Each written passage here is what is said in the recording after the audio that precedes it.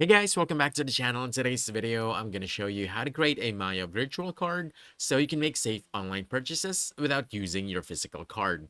Now, let's get started. First, go ahead and open your Maya app and log into your account.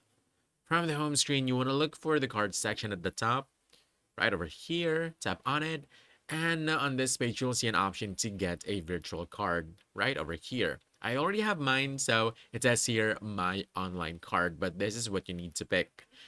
But you can also scroll down at the bottom to get a new wallet card. But once you're here, all you have to do is just choose this one, create a online card.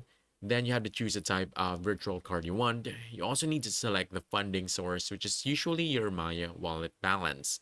And once everything looks good, you want to tap create card, and Maya will instantly generate a virtual card for you with a card number, expiration date, and CVV, which you can use for online purchases right away. And basically that's it. Your Maya virtual card is ready to use for safe and convenient online transactions without exposing your main account. So if you found this helpful, don't forget to hit that like button, subscribe for more quick guides, and I'll see you in the next one. Thanks!